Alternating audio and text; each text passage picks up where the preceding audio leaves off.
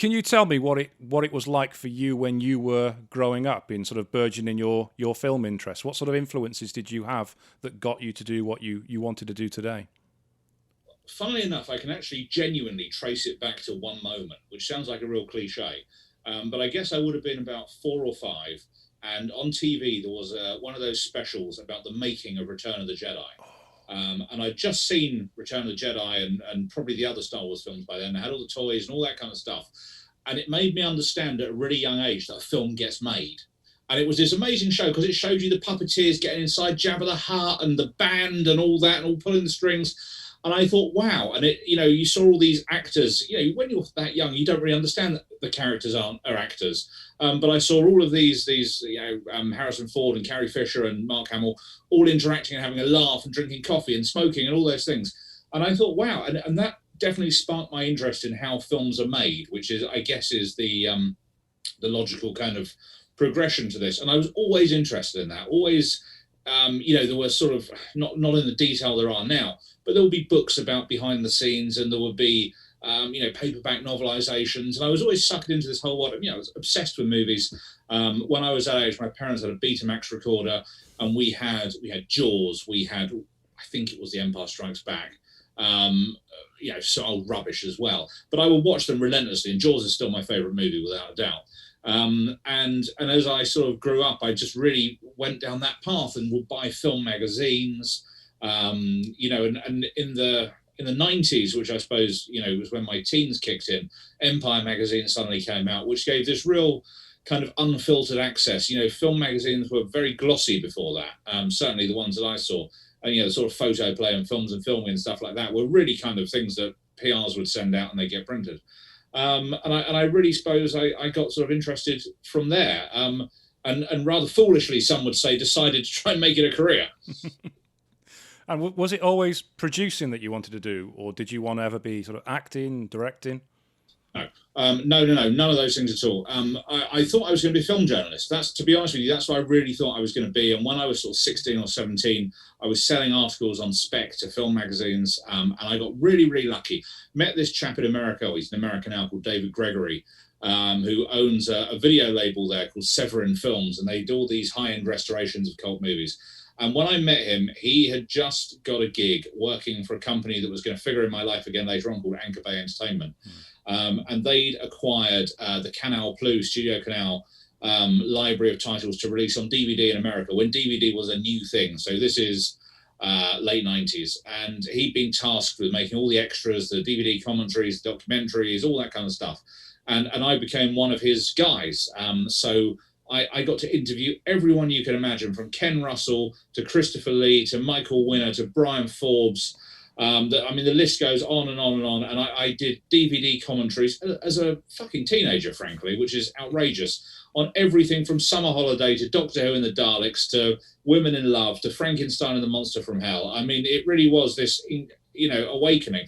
But I absorbed everything from these filmmakers osmotically. I was like a sponge trying to suck up as much practical advice as I could. And if I'm pretty sure everyone I just mentioned is no longer with us. And I was so lucky at that age to meet these, proper legends of British film. And they were also kind because, the film industry in this country kind of collapsed in the 80s. And I guess a lot of them hadn't received the kind of tributes they would have done now had they been alive in the age of the internet. The internet is great for all these retrospectives and cult followings, and people find out all this stuff. But back then we were still fairly analog, and it wasn't really happening. And I think that was a real great platform for me. And through that, I met a wonderful man called David Wicks, who was a film and TV director. Did a lot of the Sweeney and the Professionals, and he made this wonderful miniseries of Jack the Ripper with Michael Caine. And he was a real kind of guru to me and really encouraged me. And he said, look, you don't want to be writing about other people's films. You want to make your own. And I worked for David as an assistant for some years and learned so much. And to be honest with you, at the time, I would look at him sometimes and think, wow, you're really harsh, or wow, you're cynical. And as I get older, I find myself agreeing with everything he said, and he was always right. The naivety of youth sometimes blinds you to that. But he was a real amazing person. And then I met another much older than David producer called Ewan Lloyd, who produced The Wild Geese and Who Dares Wins and The Sea Wolves and all these movies. And I made a documentary about Ewan called The Last of the Gentlemen Producers. And he was another real kind of mentor to me, and really encouraged me. And I stayed in touch with Ewan until he died, which was a good few years ago now. And actually gave the eulogy at his memorial service. But he was a real pioneer in the 70s. You know, he's making these really commercial action movies with great casts in the UK while everyone else was kind of fucking about not doing anything. So, you know, those two guys I have to really credit with sort of pushing me towards being a film producer, because it's not you can't walk into the careers office at school and say, I want to be a film producer, because they'll just laugh at you even now. Or they'll send you on that mad Kafkaesque route working with the BBC or Netflix or whatever, which is nothing to do with making anything and just about working for a corporation. So, you know, I was really lucky, but I think the way it happened for me probably couldn't happen for someone now, which is sad. Yeah, because I went to film school myself, as you know, because I wanted to be a director at the time. Yeah. And there aren't many people who are on my film course who actually ended up working in the film industry. I probably think there was maybe 3 or 4 out of about 20 that seem to be working in the film industry now. So it is quite depressing in that respect. It is. It's really tough, and it's an unforgiving business. And you know, when you sort of start to have a family and think about growing up and those kind of things, it really is, you know, a tough gig. I think the problem for me has always been, in this country, it's not a film business. It's a group of people that make films, and that's great. In America, it's a business. You know, you go to Los Angeles, it's a mining town where they mine film, and they take it all very seriously. And you know, years and years and years ago, Martin Kemp said to me, if you meet, the difference between the UK and the US is if you meet someone in London and they say, I'm making a film, it means they've, you know, had a drink down Groucho and talked a lot of bollocks and got an idea. Whereas if you meet someone in America and they say, or in LA and they say, I'm making a film, it means they've got a finance plan and a budget and a distributor and some cast, and they're probably actually going to make a film. And that's really resonated with me over the last decade or so, because it's true, you know, that the industry in this country is kind of a joke. Is there anything that you think could actually change that in this industry?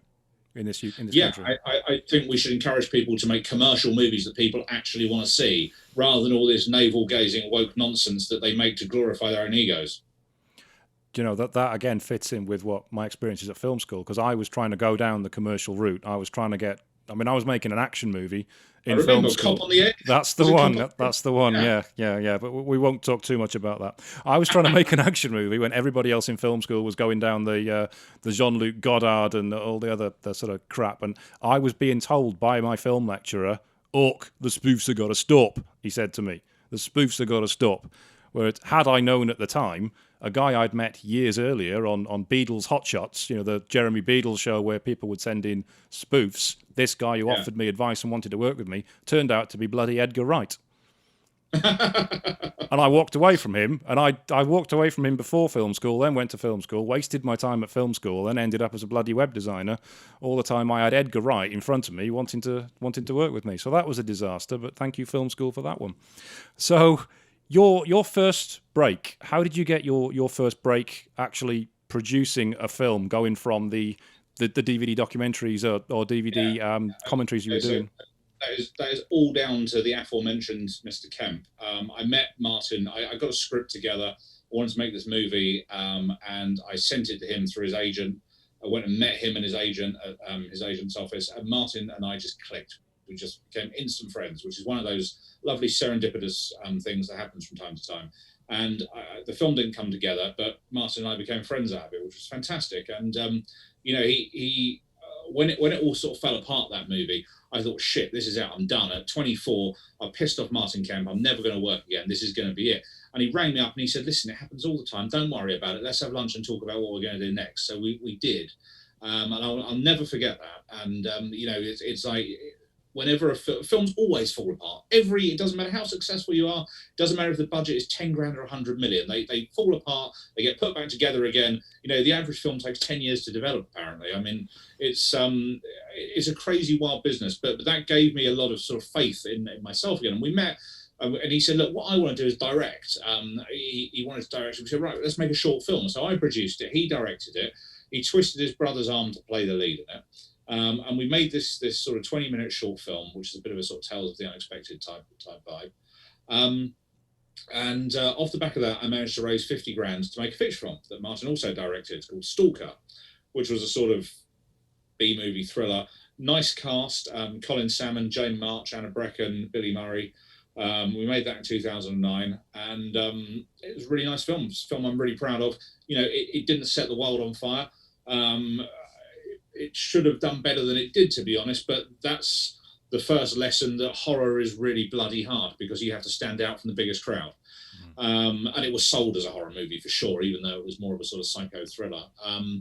And, you know, Martin has been a mainstay of my life for the last sort of 15 years, and always opened doors for me, and, you know, allowed me at a time when I was a complete unknown to use his name to open doors that would otherwise have been closed.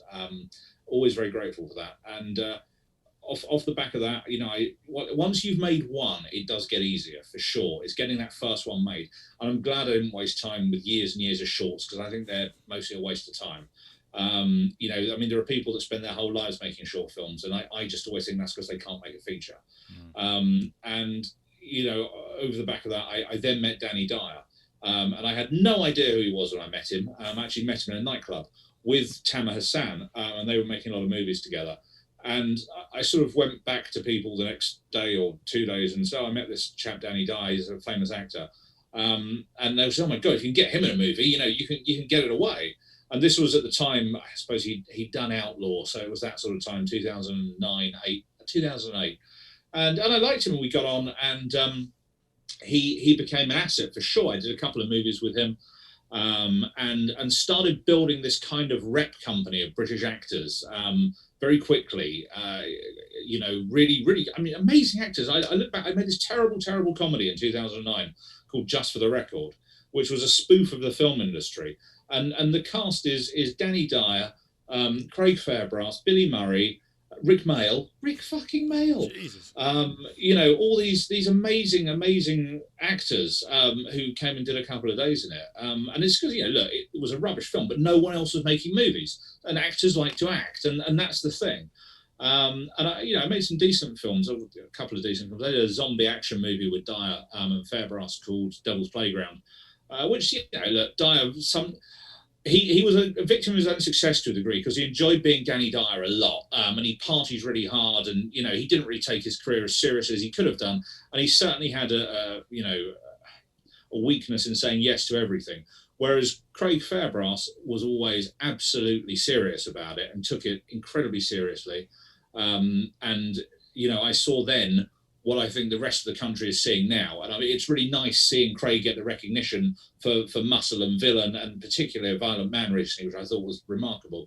You know, I've always seen that. I remember sitting in a bar with him in the Soho Hotel and seeing Statham walk in. And, you know, I love Jason Statham. He's fantastic. He's brilliant. He's you know, the most successful British actor in Hollywood, without a doubt. But I looked at him, all 5'9" of him. I looked at Craig, all 6'3" of him. I thought, one of these guys should be a movie star too. There's something like, why aren't people seeing it?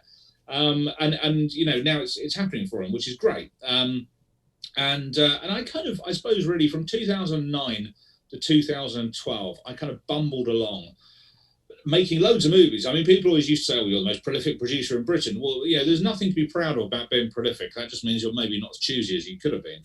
And there was the odd sort of, you know, there was a football hooligan movie called White Collar Hooligan, which was a decent movie.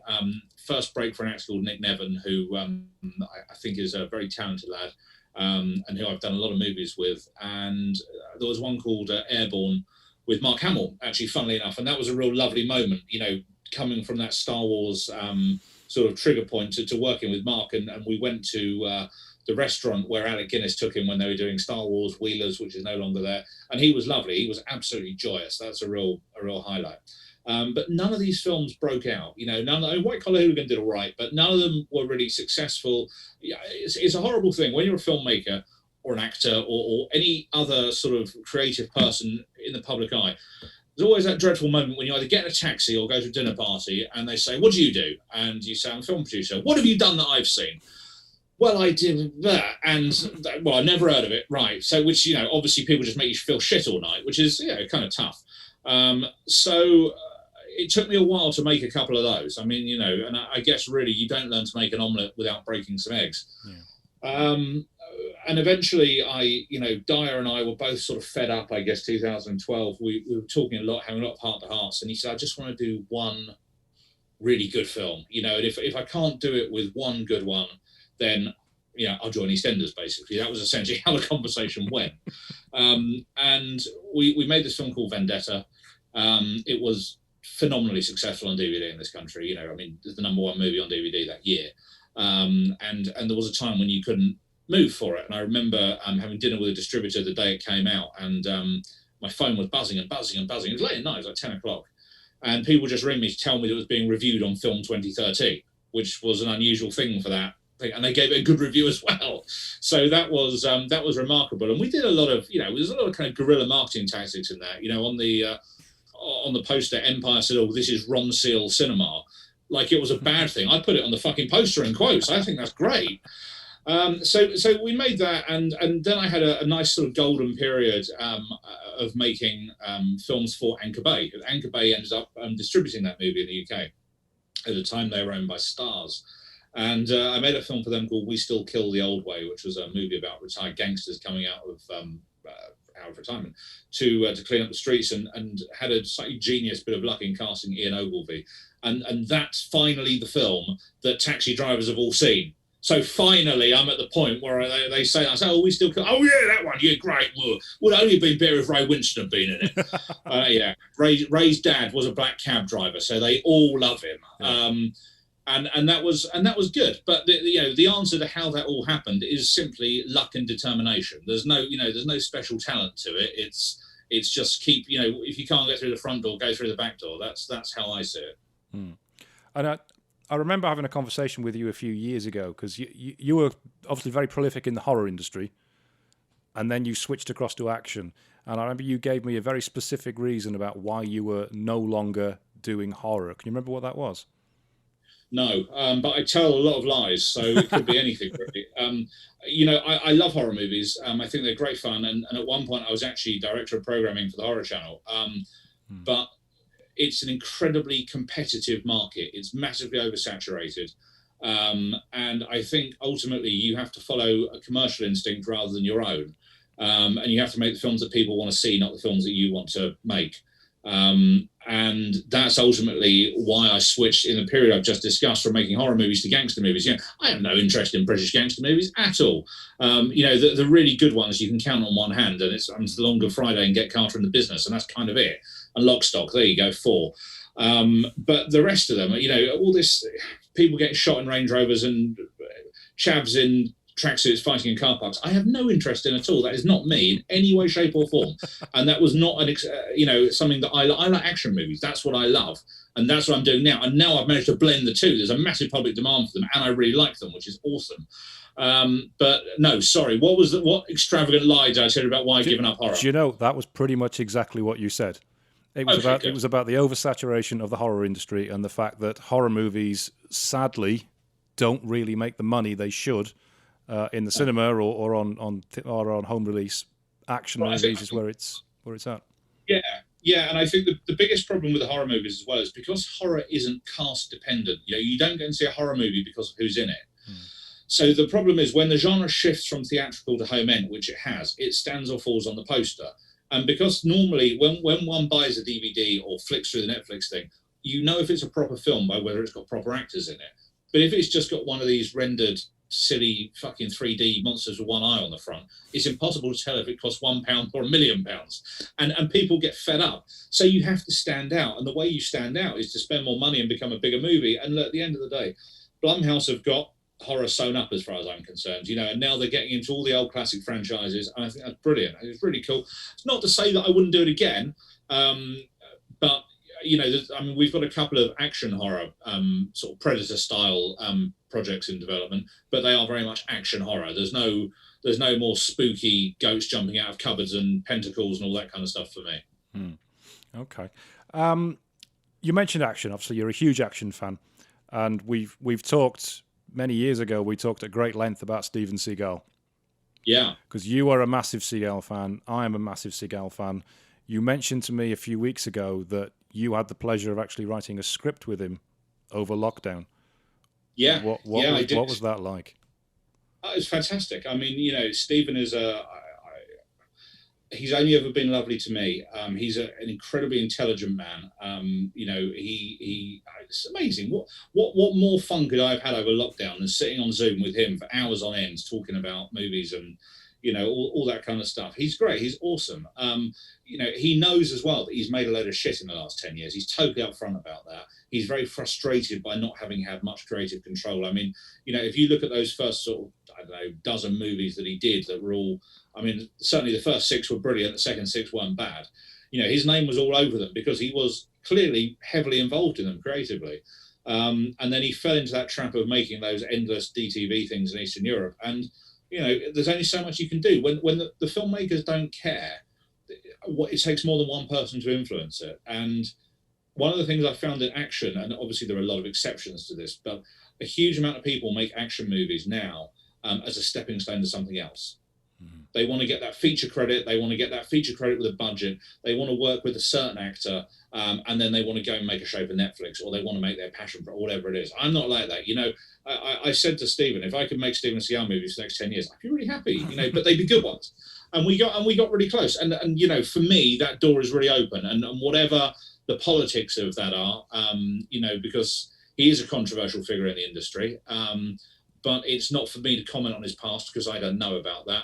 But he's only ever been very kind to me and very nice to me. And I enjoyed my time with him. And it's certainly a thing that is in, floating around. Yeah, my youngest met him a couple of years ago at a Comic-Con in London. And I missed the opportunity, unfortunately. I'm really gutted about that. It's because of the way they did the queue system. I was in with one of the doctors. I think it was either Matt Smith, or it was Peter Capaldi. I thought you meant you'd had a medical emergency. Oh, no. I was in with one of the doctors. So, yeah, I was really annoyed the way they did the queuing system because I missed Steven Seagal, so gutted. So I'm insanely jealous of the fact that you've got such Seagal FaceTime with him. Yeah. No, he's a legend, and Out for Justice is one of my absolute favourite movies. Seriously underrated movie, and William Forsythe is very much on my radar. We all have these casting lists that go up and down and change around, and he's always on mine. And I very much like to work with him too. Yeah, it's got brutal action, Out for Justice, isn't it? It's brutal. It really has. It really does not fuck about in that movie, and it's great. I actually.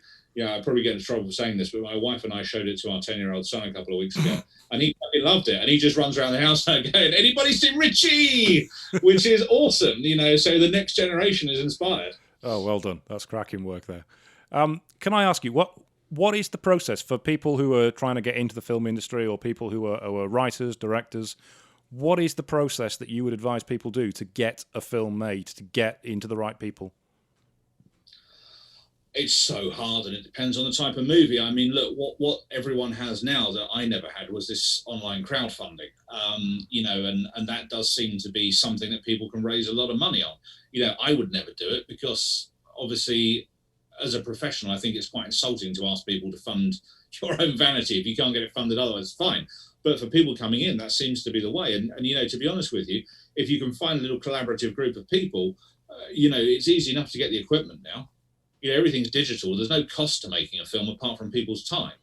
And that's what I think is good. And all I can say, if people are doing it at a more serious level, the lesson I've learned, but I think it's going to take a while to filter through generally, is just use the best actors. Never, ever, ever use non-actors. I can't tell you how disgusted I am that Gemma Collins is doing Chicago in the West End. That just makes me want to drive down there with a big bag of shit and throw it, because it's just disgusting. How dare they do that to theatre's even worse. It's a real actor's medium. But everyone thinks, I'll get some silly idiot off a reality show and put them in my film and that will make it all happen. No, it won't. Get good actors, give performances, tell good stories. Don't buy into all this social media bullshit, because that's exactly what it is. Yeah, I do remember from my time in film school, whenever we had to use professional actors for a project, it massively elevated it than trying to have students do it themselves. It made a huge difference. Yeah, so, no, I think that's, I don't feel I'm in a position to give advice. I'm not Steven Spielberg, but I think you just got to try and do the very best that you can. And if you have a good story to tell and you can, write it down or film it or whatever it is, it will find an audience. And, there's no excuse anymore. No one's getting a theatrical release. Theatrical release is for tentpole Marvel movies. It's not for us, and it's not for new filmmakers. Get it made, put it in a festival, people will see it. Speaking of actors, so you've mentioned some names already, some fabulous people you've worked with. What is it like working with people like Danny Dyer? What's he like on a daily basis on set? He's great. Dyer's great. He's a real professional. He's obviously he's been doing EastEnders for the last 10 years. He was very unsure of himself. He used to take the critics very personally, and they used to hate him. Let's have it right. They used to rip him to pieces for nothing. He's a good actor, and he's a good guy. He's Billy Murray called me one day. Another one. Look, Billy's a fucking brilliant actor. From The Bill, and EastEnders, and we were all mates, and we'd all go out. And Billy called me, and he said, a friend of mine's asked me if he's got a young lad that's very ill, and he'd really like to meet Danny Dyer before it comes to an end. Can you fix it? So I called up Dyer, and he said, yeah, of course. Where are we going? I said, well, let's go down tomorrow. So we went down to Cafe Rouge in Loughton in Essex, and I'd been to HMV and bought a box of Dyer DVDs. And he sat there with his dad for an hour and talked about football and signed his things. And no one will ever know that. There was no camera. There was none of that. And a lot of actors wouldn't do that, but he was a decent person, and could never quite believe that it had happened to him. I think he never thought he deserved the fame.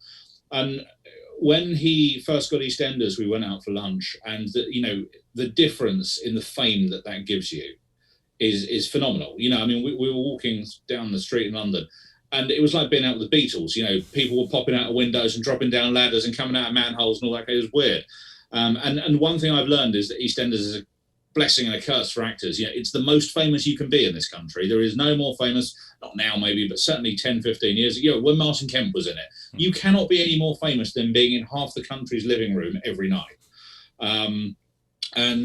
But it's also very limiting. And now Dyer's leaving, he will find that. He is now a soap actor, which in this country is a very derisory term, unfortunately, in the horrible snobby BAFTA nonsense segment of that business. Look, with Fairbrass, he's a great actor, but it's taken him, he must have left EastEnders 20 years, but he's plugged away and taken it seriously, and now he's getting the critical acclaim that he's deserved all that time. So it's a tricky one. Some of them handle it well, some of them don't. I gather that Dyer's doing a TV series for Sky next, which will be good for him, and I hope he makes the right choices. And I think with those guys, never close the door, because there's always a regular, or at least until the BBC shuts down, there's always a regular job there waiting for them. Yeah. One of the other guys you've worked with, who is I'm a huge fan of, is Danny Trejo. Yeah, I don't have a lot of stories about Trejo because I wasn't there for the shoot. It was shot in America during the pandemic, so the director did that and I didn't. But all I can say is he's lovely in the film, in my new film Renegades.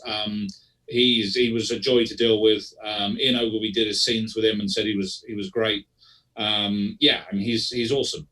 But I don't have any amazing Danny Trejo anecdotes because I actually wasn't there that day. Oh, that's gutting. It happens sometimes. I just did the film I did before that. I had Julian Glover in from Star Wars, from Empire Strikes Back, and Indiana Jones and Bond and all that. And it was our third movie together, but I'd never met him on the other two. I just hadn't been there on the days that he was in.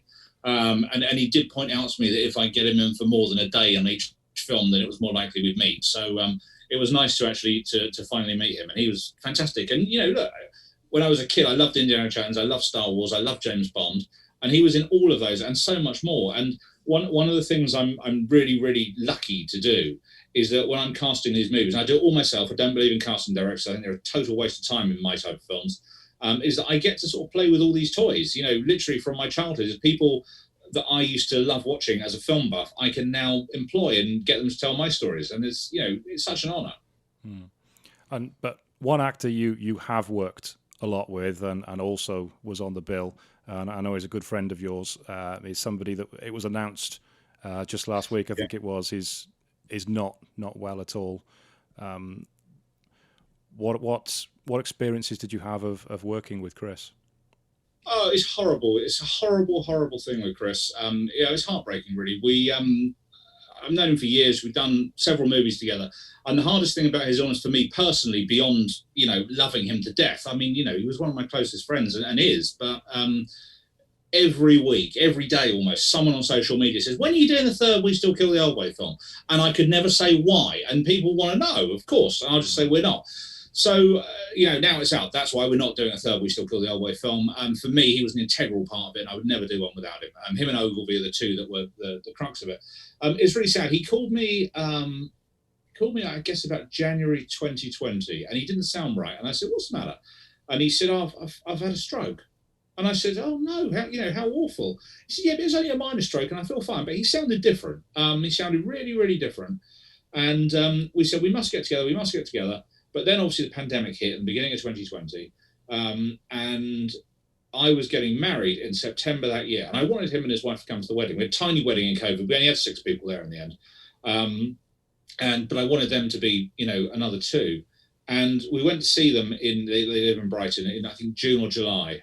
Yeah, let's say it was July or August maybe that year, when the restrictions sort of lifted in the summer. We went and we had lunch with them, took the kids and all this kind of stuff. And he was himself. He was absolutely himself. He was, we drank 10 bottles of red wine and we had a great time and, made a nuisance of ourselves and all those, it was really, really great lunch. And I was so glad because I missed him. And then Anita called us like literally a week later and said, I'm really sorry we can't come to the wedding. Chris had a massive stroke and he can't talk, he can't move. And it hasn't got any better, unfortunately.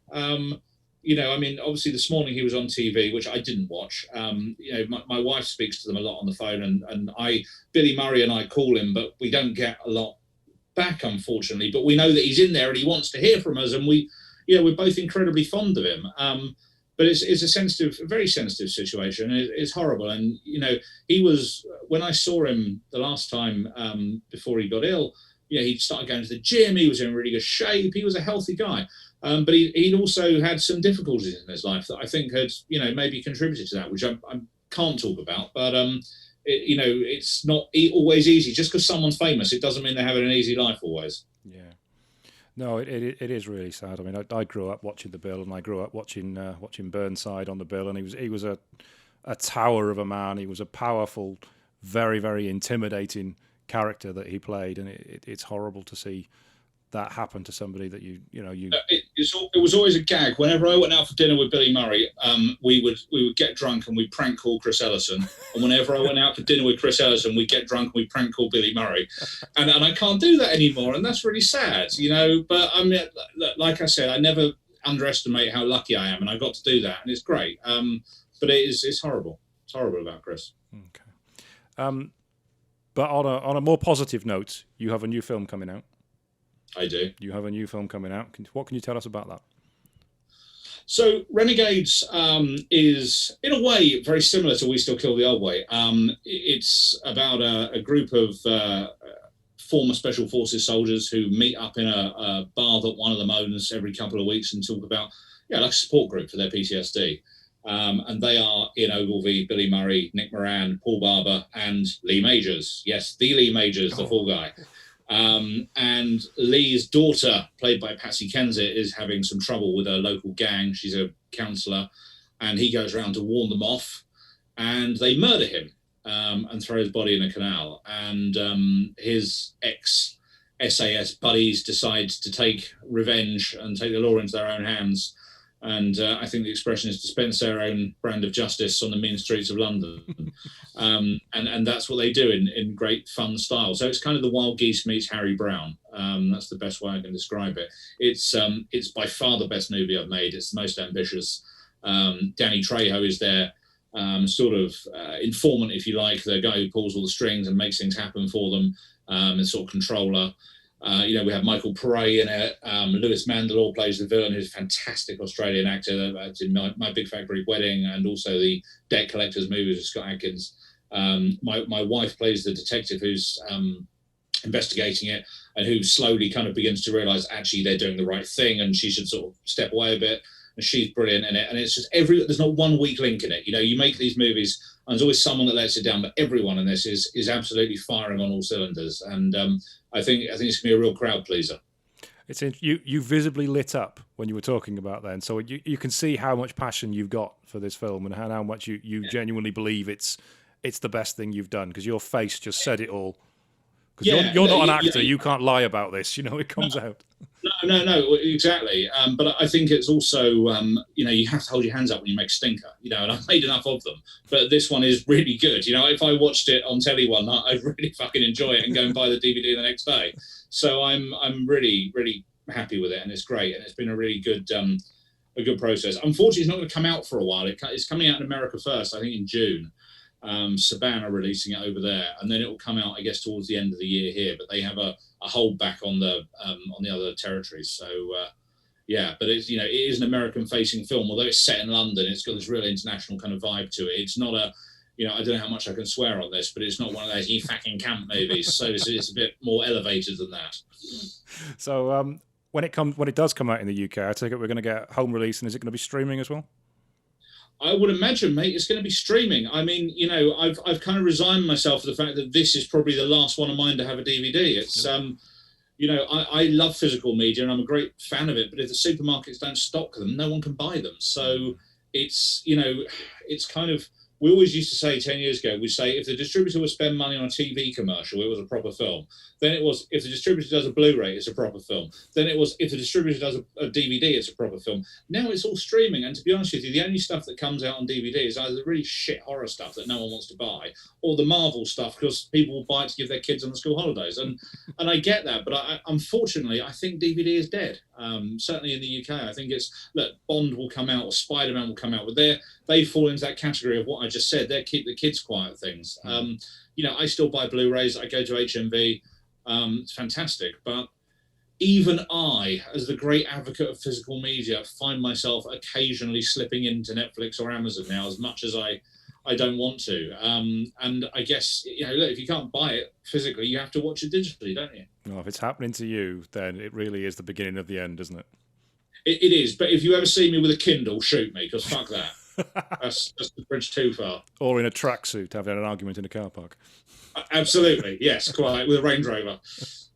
Or just in a tracksuit. I mean, that's bad enough. Well, yeah. Now we mentioned the tracksuit. I mean, whenever you are pictured, you're the picture of sartorial elegance, I think is the phrase you would use. In fact, this is the first time I've seen you without a tie. Yes. So for anyone watching this on YouTube, Jonathan's not actually wearing a tie now, so this is rare. This is extremely rare. Yeah, you should alert the media immediately. We should. Yeah, this is your whole image has been shot now by not wearing a tie. But you've obviously recently published a book. Yeah, it was one of the things that kept me busy in lockdown, that and Steven Seagal. I met a publisher and they said to me, would you like to write a book about how to make indie films? And I said, not really, because, who want my advice? And he said, what would you like to write about? And I said, shirts, suits, watches, all the things I actually like. And they said, really, shirts? I said, yeah, and there's this amazing street in London called Jermyn Street that's just, men's shirt shops, and I love it. It's like Mecca for me. And I said, oh, really? I said, yeah, and I get them all involved. They all love to be, help and sort of open their archives.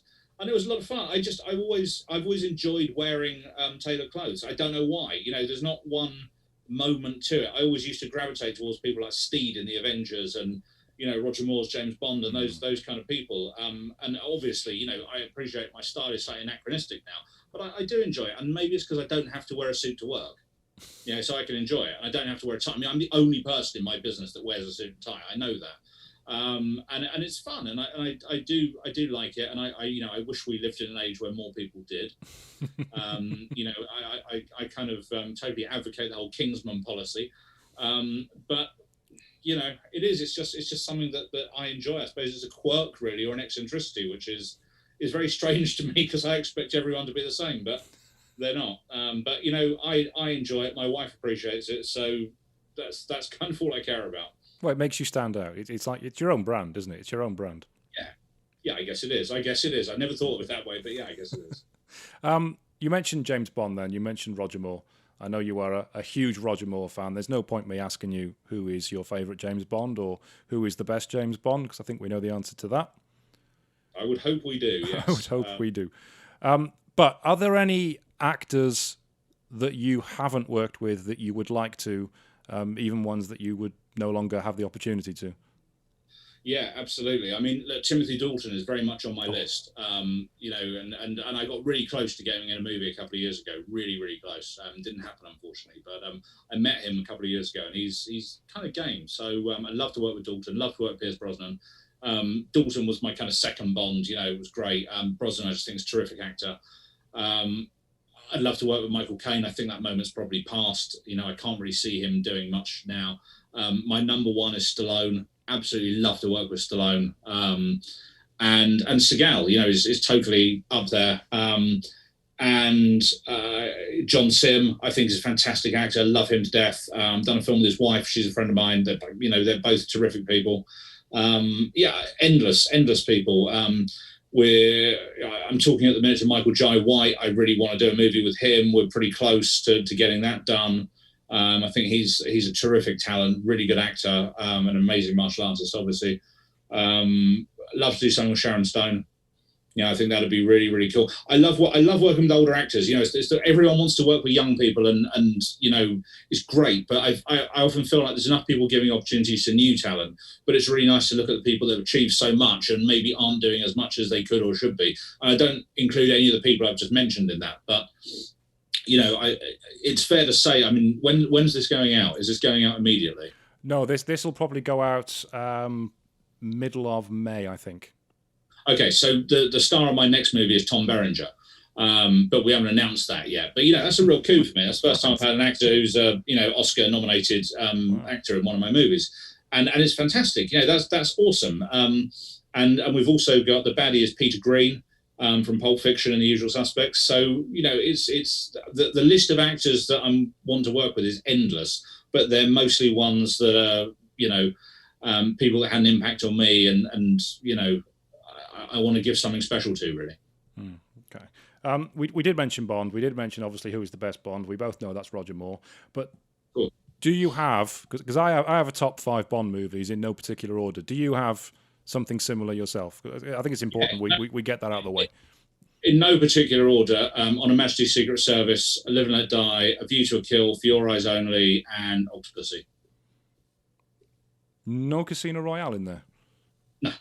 Okay. No. For me, Bond died with Cubby Broccoli. That's the truth of it. You know, he was Bond. His you know, the people that are doing it now clearly don't understand it, as far as I'm concerned. And I really think it's time to knock it on the head. You know, they've absolutely driven it into the ground and stripped away everything about it that I used to enjoy and admire. You know, bloody Gollum, you know, in his too tight suit has just ruined it. Sorry, it's not for me. There's nothing aspirational left in it at all. It's just a lot of noise and stunts and pretend romance, and I don't see it myself. That's well, that's a very firm opinion on that one. I personally would have License to Kill in a top 5. Both of them would be 6 and 7. I thought Dalton's Bonds were both great. The first one suffered from not having an overly memorable villain. You know, like a lot of those 80s movies did, or not a strong enough villain, if you like. License to Kill is a terrific movie. I actually saw it at the cinema a couple of years ago. It's great. And he's magnificent. You know, it's frustrating because Dalton was good for another 2 and Brosnan was good for another 2. Yeah. They somehow got the order of it all wrong. And, you know, I know that Dalton didn't connect with audiences in that way, but, you know, it took Connery 3 to make it a phenomenon. It took Roger 3 to be completely accepted. You know, it was that although Live and Let Die was a big success, The Man with the Golden Gun wasn't. And The Spy Who Loved Me was the one that really kicked it in.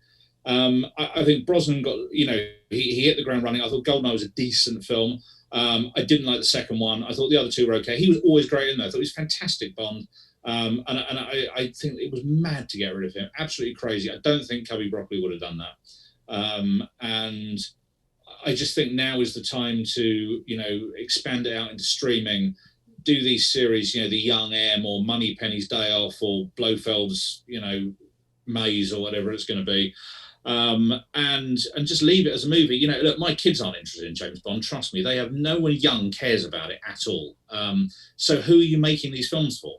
That's what I don't understand, because you're not satisfying the nostalgia crowd apart from giving him an old car, and you're trying to make it woke and all this kind of stuff for what?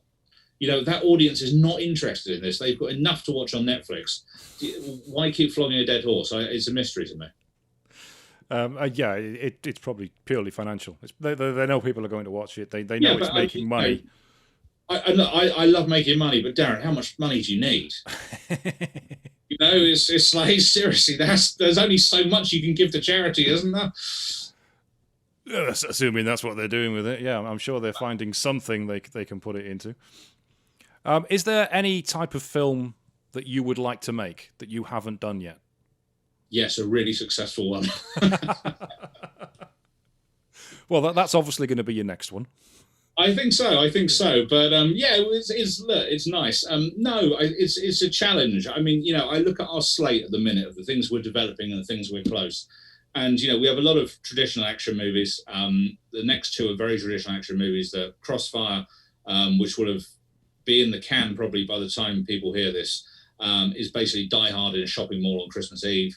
The one after that is, do you remember a John Wayne movie called Brannigan, where John Wayne comes to London and he teams up with Richard Attenborough as a cop?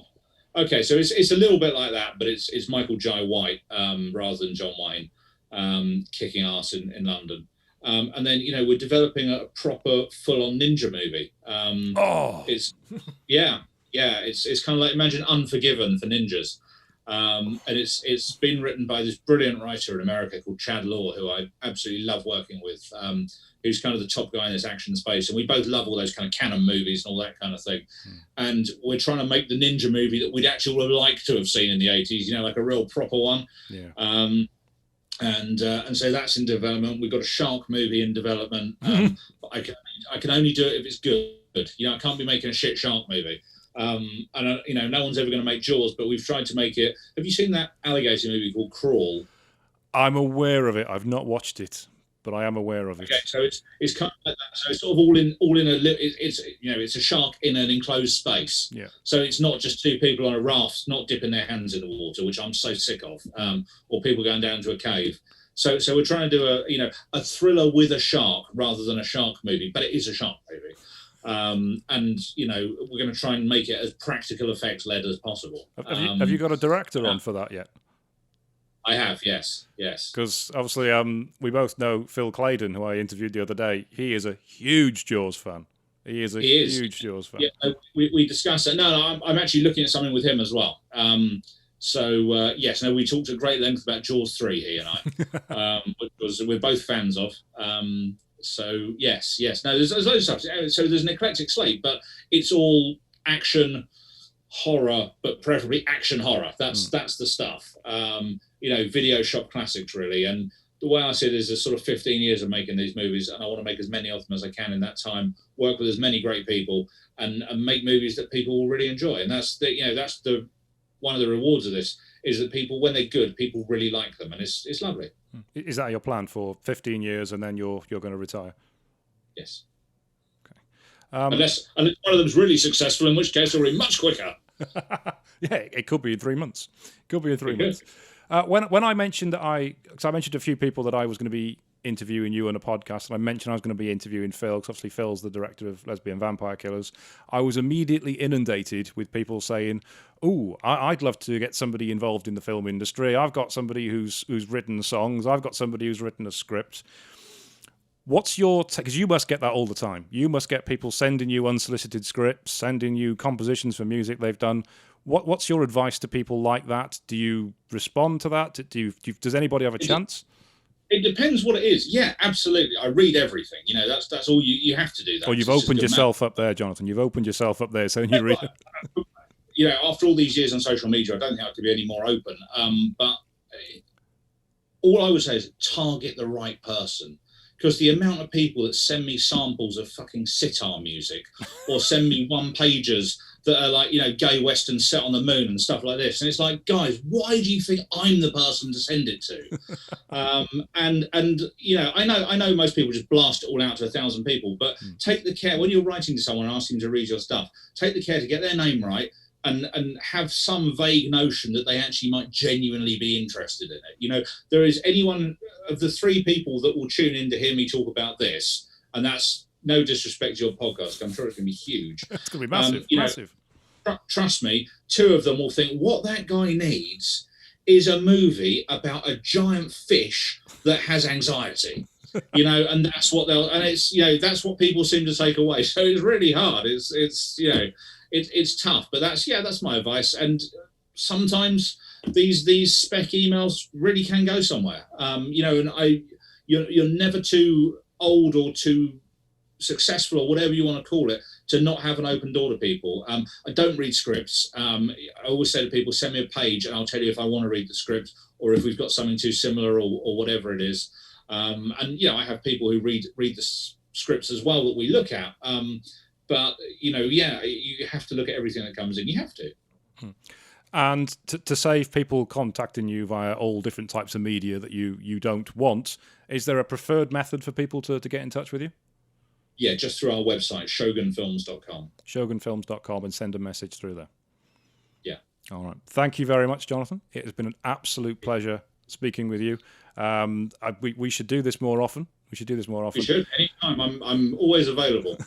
And at the same fee again. For the same fee again, yeah. We might even double the fee next time. But for the tax purposes, there was no fee. So, thank you very much. It's been a pleasure, and I can't wait to see Renegades. I'm really excited for that to come out. But obviously, I've got a better chance if I go to America because I'll be able to watch it first. Exactly. Thanks, buddy. See you soon. Right, thanks very much.